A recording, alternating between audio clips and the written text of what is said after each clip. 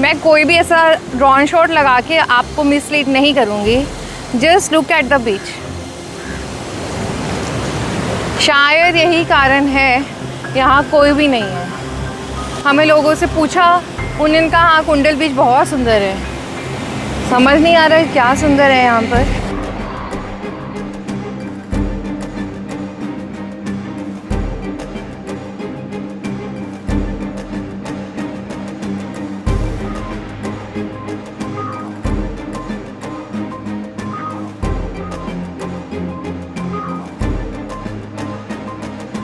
जो लोग रिस्पॉन्सिबल है यहाँ की साफ़ सफाई के लिए, वो लोग कहाँ हैं? और अगर कोई फॉरेन टूरिस्ट है, उसके सामने तो हमारी कंट्री की इमेज आप देख ही रहे हो क्या बन रही है।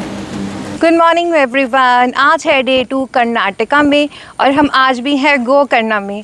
आज है बहुत ही प्यारा सा दिन क्योंकि बारिश बिल्कुल नहीं हो रही है और हमें मौका मिलेगा गोकर्णा में एक्सप्लोर करने का, क्योंकि यहाँ पर बहुत सारे बीचेस हैं। हम आपको दिखाएंगे फाइनेस्ट बीचेस, और जो मैंने आपको बताया था कि ये भगवान शिव से कैसे जुड़ी हुई है ये धरती, वो भी आपको बताएंगे।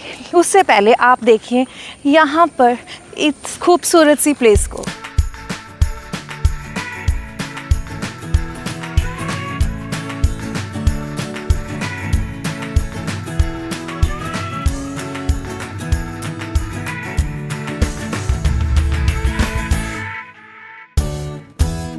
होपफुली आप लोगों को हमारे व्लॉग्स पसंद आ रहे होंगे, तो प्लीज़ शेयर ज़रूर करें।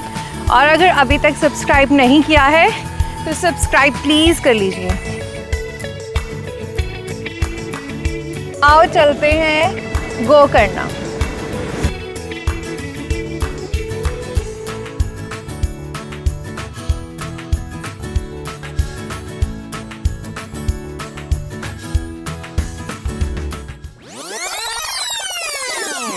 अब तक सब कुछ बढ़िया चल रहा था, प्लान सेट था और मूड था पूरा टॉप नॉच। हम सोच रहे थे कि हम गोकर्णा का सबसे खूबसूरत बीच देखने जा रहे हैं, जहाँ डूबते सूरज को देखकर हम जिंदगी का कुछ मतलब ही ढूंढ लेंगे। जैसे ही हमने अपना पहला बीच देखा, बस होश ही उड़ गए। ना वो नीला पानी, ना वो सफ़ेद रेत, ना वो सुकून जिसकी तस्वीरें देख देख कर हमने सपने बुने थे। तो हम लोग जा रहे हैं कुंडल बीच, और इस बीच का रास्ता बीचों बीच जंगल में से जा रहा है। ओम बीच के आसपास फिर भी कुछ ना कुछ आपको दिख रहा था बना हुआ, ये तो बिल्कुल जंगल में से जा रहा है। और हम सिर्फ कुछ मीटर्स दूर हैं कुंडल बीच से। यहाँ पर भी कुछ आ गया है। ये क्या है? ये पार्किंग है। ओके, कहाँ से जाना है? तो पार्किंग के बाद बीच पे जाने के लिए हमें ये थोड़ी सी स्टेप्स हैं जो नीचे हमें लेके जाएंगे बीच की तरफ। और बहुत क्वाइट प्लेस है।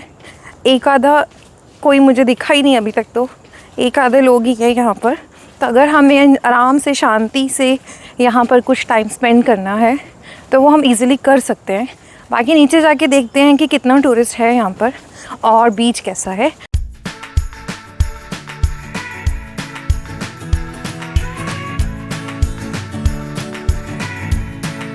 हमें लगा था कि थोड़ी सी सीढ़ियाँ हैं, लेकिन सीढ़ियाँ काफ़ी हैं।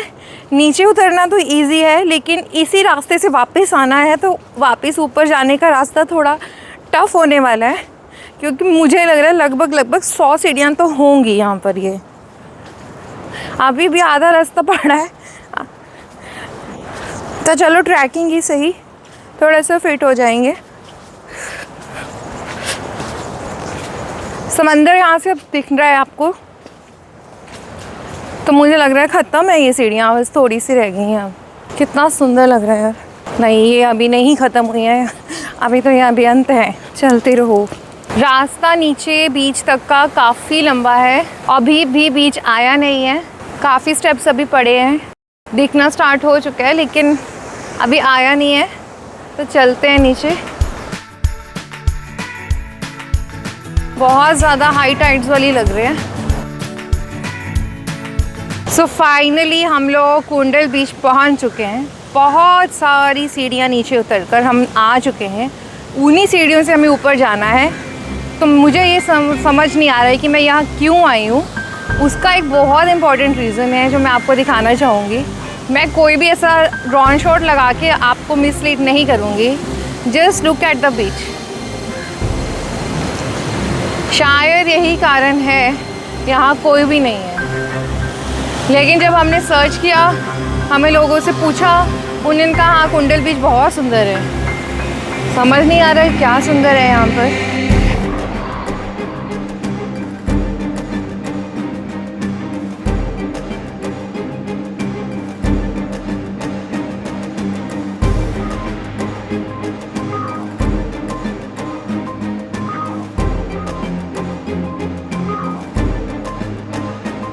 और इतना ज़्यादा गार्बेज क्यों है? जब ये एक टूरिस्ट प्लेस है तो जो लोग रिस्पॉन्सिबल है यहाँ की साफ़ सफाई के लिए, वो लोग कहाँ हैं, क्या कर रहे हैं वो? और ये सारा डंप जो आया है, ये मुझे शहर का डंप लग रहा है, कुछ भी ऐसा नहीं है कि समंदर से आया है ये। या हो सकता है कि आसपास आप अगर इस लाइन में देखेंगे होटल्स हैं बहुत सारे, शायद उन्होंने यहाँ पे ये सारा गार्बेज घेरा है।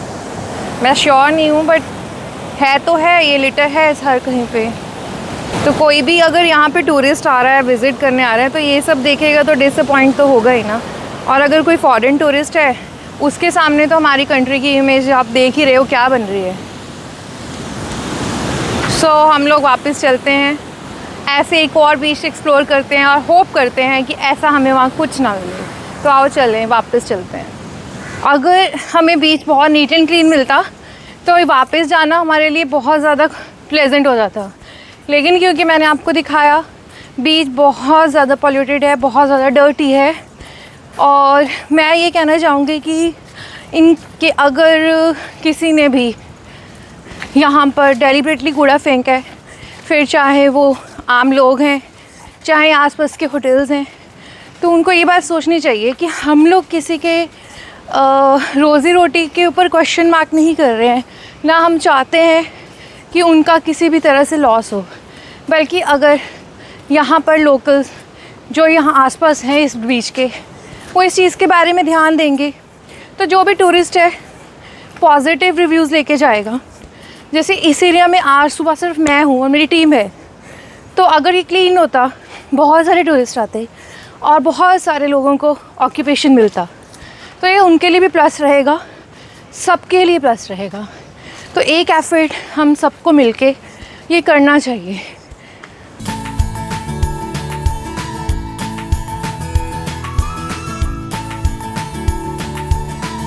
और रास्ता आप देख सकते हैं छोटा सा है, तंग सा है। यहाँ पर कहीं कहीं पर जो सड़क है वो भी टूटी हुई है कहीं कहीं पर, बिकॉज ऑफ हैवी रेनफॉल। रात को बारिश हुई 10 मिनट, लेकिन बहुत ज़्यादा एक्सट्रीम थी, तो ऐसे लग रहा था जैसे एक दिन की बारिश 10 मिनट में गिर गई हो। तो शायद इसी कारण से सड़कें यहाँ पर टूटी मिल जाती हैं। बाकी यहाँ ब्यूटी बहुत ज़्यादा है, बहुत खूबसूरत इलाका है ये। और सबसे बड़ी बात ये है कि मुझे यहाँ घूमने का इतना मज़ा आ रहा है कि शायद ही बहुत सारे लोगों का ड्रीम होता है इंडिया को ऐसे ट्रैवल करने का।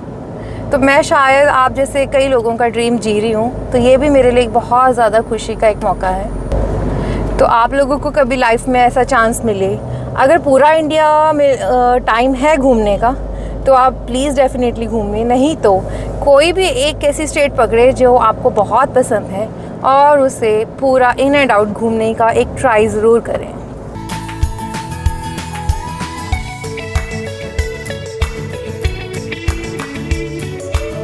यहाँ पहुँचे हैं बैलिकन बीच, और ये बिल्कुल सड़क के किनारे किनारे आपको समंदर दिखाई दे रहा है। यहाँ से पैराडाइज बीच का एक रास्ता निकलता है जो है पैदल का रास्ता, और वो ट्रैकिंग करके जाना पड़ता है। अब मॉनसून के कारण अगर वो बंद है तो हमें जाकर ही पता चलेगा।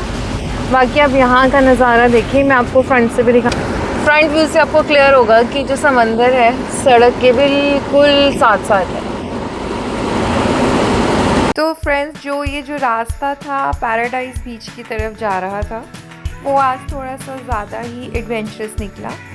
बारिश में रोड लिटरली टूट गई है और अब तो लगता है जैसे रोड ही नहीं है, सीधा समंदर का हिस्सा बन गया है। तो सोचा है बीच तो आज नहीं हो पाएगा, चलो फिर भगवान के दर्शन ही कर लेते हैं।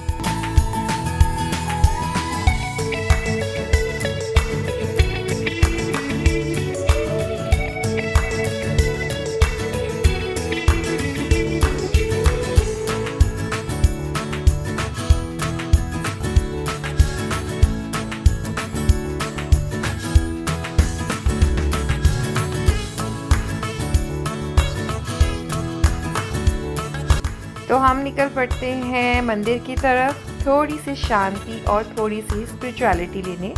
ये वही मंदिर है जिसकी बात मैंने लास्ट वीडियो में की थी, और आपको लेके चलते हैं और बताते हैं कि क्या स्पेशल है इस मंदिर में। तो जैसे मैंने आपको बताया था कि गोकर्णा में एक बहुत ही ज़्यादा प्राचीन मंदिर है, वो है भगवान महादेव का। ये वही मंदिर है जहाँ पर जिन लोगों को पता है तो ये ज्ञात होगा कि जो रावण है वो महादेव के बहुत बड़े भक्त थे, और भक्ति के बाद उन्होंने वरदान मांगा था कि वो उन्हें लेकर लंका जाएंगे। और इसी तरह से भगवान ने कहा कि मेरा आत्मलिंग का स्वरूप है, ये ले जाओ, लेकिन अगर रास्ते में तुमने इसे रख दिया मैं वहीं पे स्थापित हो जाऊंगा। तो भगवान भोलेनाथ की यही मर्जी थी, और ये वही मंदिर है, ये वही जगह है जहाँ पर रावण ने महादेव के आत्मलिंग को नीचे रखा था, और फिर वहीं पर महादेव जो है समाने लगे थे, तो उन्होंने वहाँ पर ही अपना स्थान बनाया। तो ये है वो ऐतिहासिक मंदिर महाबलेश्वर मंदिर। तो इसके साथ हमारा गोकर्णा का सफ़र यहीं ख़त्म होता है, और हम चलते हैं अगले स्टॉप कर्नाटका के एक अगले शहर की तरफ। नई जगह, नई नज़ारे और ट्रैवल जारी रहेगा, और आप देखते रहें ट्रैवलर हुई।